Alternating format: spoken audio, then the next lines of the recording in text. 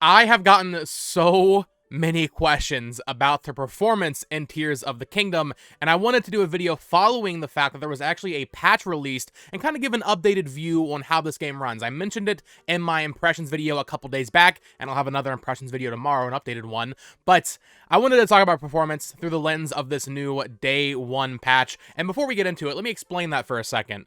When Pokemon was coming out, I was getting so much hate saying I don't understand how this works. I promise you, I do.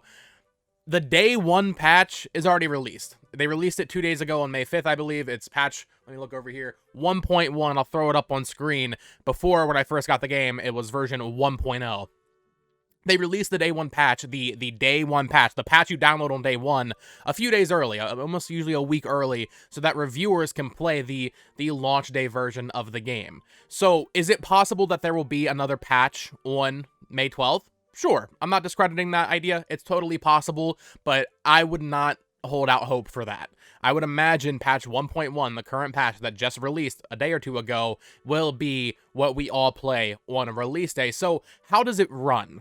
Well, like I said, I had a ton of questions about this, and I figured I would make a quick, dedicated video talking about it, because this seems to be the main talking point for this game when it comes to pre-release coverage. People are really worried about how it's going to run, considering the Switch is very old. Now, I also got a lot of comments saying, oh, you're playing it on an emulator.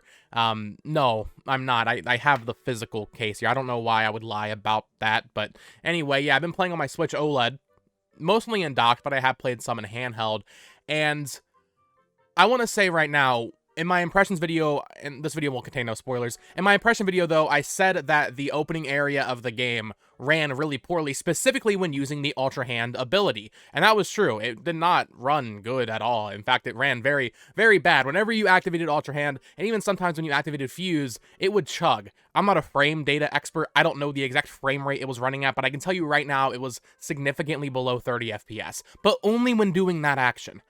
But after you get off the tutorial area, once you're done with that, the great plateau of this game, it completely stopped. Everything was fine. Even using that ability when there's other enemies around was fine. You have, like, the normal Nintendo Switch frame drops that you expect, but it wasn't anything that, like, really took me out of the experience and made me look at my screen and go, oh, this is horrible.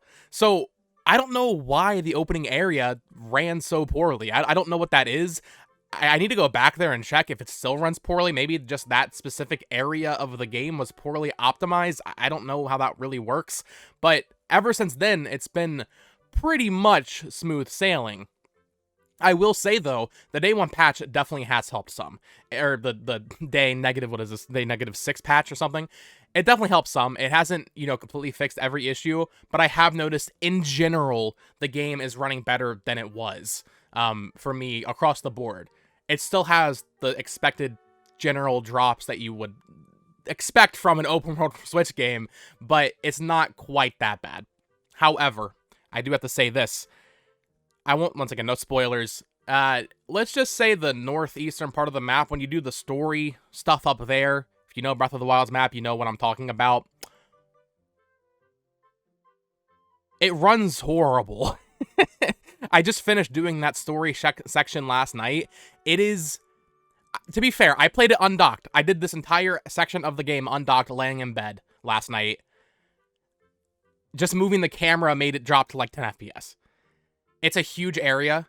It is, well, I can't say much without spoiling it, but there's one specific area in this game that runs really bad, and that was after the Day 1 patch came out. I was surprised. In fact, I don't know if I've honestly seen worse frame rate on a Switch game, at least not a first-party Switch game. And I know I'm going to get hate saying, oh, you're just being a hater, oh, why would you post this before the game comes out? There's going to be another Day 1 patch. I don't think there will be another patch. I'm sure there will be in the future. They worked pretty well with Breath of the Wild in terms of updating that game and keeping it, running, for the most part, pretty smoothly. But on launch day, this is most likely what you're playing, and I'm just going to warn you right now, there is that one specific story area that ran like hot garbage. Like, I had to, I stopped what I was doing, and I showed my girlfriend just me moving the camera. She's not a frame rate person at all, and even she could notice how bad it was running. just brace yourselves. I got so much hate when I warned people about Scarlet and Violet pre-release, and I'm not, I could just not tell you. I could just lie, but I'm not gonna lie. I'm just gonna be honest with you. The game does not run that great in certain areas. For the most part, though, luckily, when you're just exploring Hyrule, when you're just exploring a regular Sky Island or something, or even when you're fighting enemies, or if you're in the puzzle areas, we'll say, just to avoid complete spoilers, it usually runs pretty good for a Switch game. It's not gonna blow your socks off, but it runs fine. There have also been times where I've been skydiving from a very high Sky Island, for example, and the game will do that thing that happens in Breath of the Wild, where the game just stops. If you've seen speedruns, you know what I'm talking about. You know that glitch they do to launch themselves across the map using a bomb?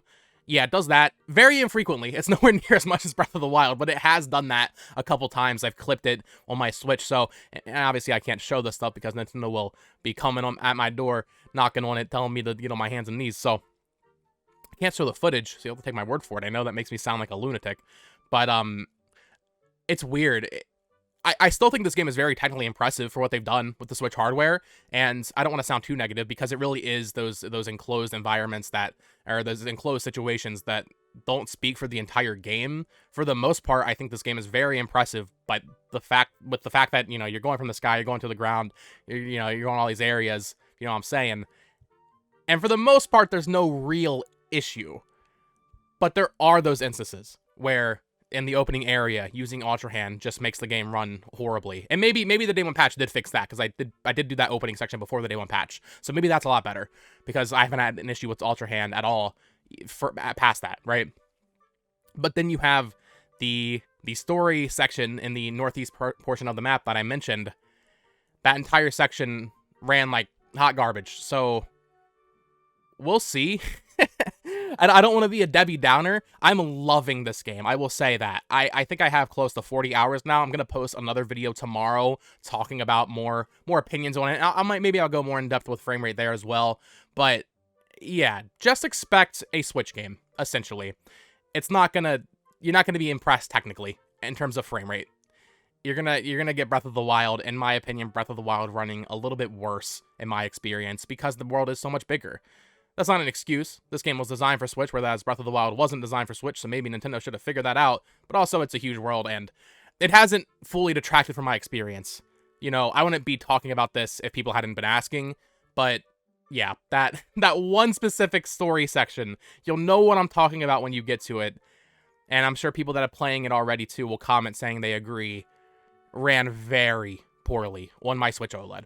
So we'll have to wait and see if Nintendo continues to patch this game post-release, but it is nice that they already got a patch out pre-release, and that seemed to help a little bit, just not quite the whole stretch that you would hope for. So let me know what you think down in the comments below. Are you deeply saddened by this information, or does performance not really matter to you? For me, performance doesn't really matter. So when it does jump out at me, when I do notice it running poorly, it's like, oh, okay. You know, I get so accustomed to games being locked at 30 or locked at 60 on PS5 that, I don't know, I'm okay with some frame drops. If I'm fighting a horde of goblins and it drops a little bit, that's fine. I'm completely fine with that. But when I'm just exploring and the game just starts running very poorly, I notice that. I notice it and I'm like, oh, that's not good. So, once again, we'll have to wait and see if Nintendo addresses this more after release.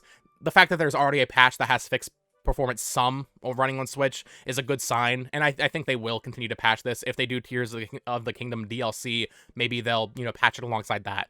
Whereas with Pokemon, well, I haven't played Pokemon in a while, but I heard it has not gotten very much better, so I don't think we have to worry about that. But launch day, it might be a little rocky. So, with that said, thank you so much for watching. Like I said, let me know your thoughts down in the comments below, and subscribe here for more Tears of the Kingdom coverage. Like I said, I'll have another impressions video tomorrow, going over my 40 hours or so I played of the game. At that point, it'll probably be a little bit more. I haven't recorded it yet. So, until next time, folks, peace.